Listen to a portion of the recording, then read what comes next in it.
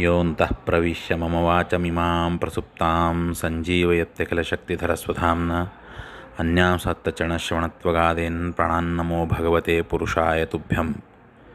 ಹರಿ ಓಂ. ಹಯಗ್ರೀವ ಹಯಗ್ರೀವ ಹಯಗ್ರೀವ. ಇಂದಿನ ಸುವಿಚಾರ: ತಿರಸ್ಕೃತ ವಿಪ್ರಲಬ್ಧ ಶಪ್ತ ಕ್ಷಿಪ್ತ ಹತಾ ಅಪಿ ನಾಸ್ಯ ತತ್ ಪ್ರತಿಕುರ್ವಂತಿ ತದ್ಭಕ್ತಾಃ ಪ್ರಭೋಪಿ ಹಿ. ಅಂದರೆ, ಭಗವಂತನ ಭಕ್ತರಲ್ಲಿ ಶಕ್ತಿ ಇದ್ದರೂ ಅವರು ಸೇಡು ತೀರಿಸಿಕೊಳ್ಳಲು ಹೋಗುವುದಿಲ್ಲ. ಇತರರಿಂದ ತಮಗೆ ಅಪಮಾನ, ಮೋಸ, ಬೈಗುಳ, ಆಕ್ಷೇಪಣೆ, ಹೊಡೆದಾಟ, ಬಡದಾಟ ಮುಂತಾದವುಗಳಾದರೂ ಅವುಗಳನ್ನು ಸಹಿಸಿಕೊಳ್ಳುತ್ತಾರೆ ಎಂದು ಅರ್ಥ.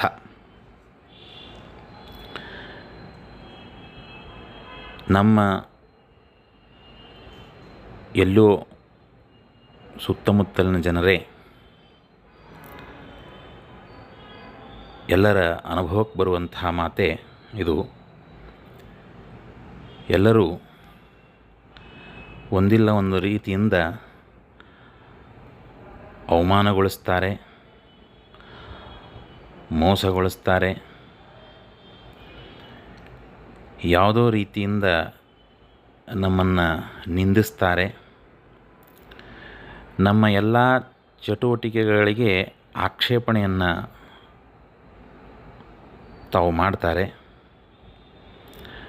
ಸಾಧ್ಯವಾದರೆ ಹೊಡಿತಾರೆ ಅಥವಾ ಹೊಡೆಸ್ತಾರೆ. ಈ ಎಲ್ಲ ಹಂತಗಳನ್ನು ದಾಟುವಂತಹ ಪರಿಸ್ಥಿತಿ ಬಂದರೂ ಬರಬಹುದು. ಅದಕ್ಕೆ ಶಾಸ್ತ್ರ ಹೇಳುತ್ತದೆ, ಭಗವಂತನ ದೃಷ್ಟಿಯಲ್ಲಿ ನಾವು ಭಕ್ತರು ಅಂತ ಅನಿಸ್ಕೊಳ್ಬೇಕಾಗಿದ್ದರೆ ಇಂಥದ್ದೇನೇ ಆದರೂ ಕೂಡ ಸಹನೆ ಅನ್ನುವಂಥದ್ದಿರಬೇಕು ಅಂತ. ಆದರೆ ಇದು ಹೇಳುವುದು ಸುಲಭ,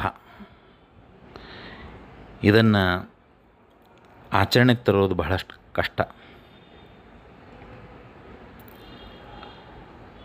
ಈ ಅನೇಕ ಭಗವದ್ಭಕ್ತರು, ಭಾಗವತರು ಅಂತ ನಾವೇನು ಕೇಳ್ತೇವೆ, ಅವರ ಚರಿತ್ರೆಯನ್ನು ತೆಗೆದು ನೋಡಿದರೆ ಇವತ್ತು ನಮಗೆ ಕಂಡುಬರೋದು ಏನಂತ ಹೇಳಿದರೆ, ಸಮಾಜದಲ್ಲಿ ಅನೇಕ ಜನರು ಅವರಿಗೆ ನಿಂದನೆ ಮುಂತಾದಂಥದ್ದೆಲ್ಲ ಮಾಡಿದಾಗ, ಹೊಡೆಯೋದು ಬಡಿಯೋದು ಎಲ್ಲವೂ ಮಾಡಿದಾಗಲೂ ಕೂಡ ಅವರು ಮಾಡಿದ್ದೇನೆಂದರೆ ಸಹನೆ ಒಂದೇ. ಆ ಸಹಿಸಿಕೊಂಡದ್ದಕ್ಕೆ ಅವರು ಎತ್ತರ ಸ್ಥಾನಕ್ಕೇರಿರ್ತಾರೆ. ಇವತ್ತಿಗೂ ಅವರನ್ನು ನಾವು ನೆನಪಿಸ್ಕೊಳ್ತೇವೆ, ಭಕ್ತರು ಅಂತ ಗಣನೆ ಮಾಡ್ತೇವೆ. ಹಾಗಾಗಿ ಭಗವಂತನ ದೃಷ್ಟಿಯಲ್ಲಿ ನಾವು ಭಕ್ತರು ಅಂತ ಆಗಬೇಕಾಗಿದ್ದರೆ, ಸಮಾಜ ದೃಷ್ಟಿಯಲ್ಲಿ ನಾವು ಭಕ್ತರು ಅಂತ ಆಗೋದು ಅವಶ್ಯಕತೆ ಇಲ್ಲ. ಭಗವಂತನ ದೃಷ್ಟಿಯಲ್ಲಿ ನಾವು ಭಕ್ತರು ಅಂತ ಆಗಬೇಕಾಗಿದ್ದರೆ ಇಂಥವುಗಳನ್ನು ಸಹನೆ ಮಾಡಿಕೊಳ್ಳುವಂಥ ಪ್ರಯತ್ನ ನಾವು ಮಾಡಬೇಕು. ಮುಂಚೆನೇ ಹೇಳಿದಂತೆ ಇದು ಕಠಿಣ ಕಾರ್ಯ, ಆದರೂ ಪ್ರಯತ್ನ ಮಾಡಬೇಕು. ಪ್ರಯತ್ನದಲ್ಲಿ ಸಾಫಲ್ಯತೆಯೂ ಕೂಡ ಭಗವಂತನೇ ಕರುಣಿಸಲಿ ಅಂತ ಪ್ರಾರ್ಥನೆ ಮಾಡ್ತಾ, ಭಾರತೀಯ ರೋಣಕ್ಯ ಪ್ರಾಣ ಅಂತರ್ಗತ ಶ್ರೀಕೃಷ್ಣ ಅರ್ಪಣಮಸ್ತು. ನಮಸ್ಕಾರ.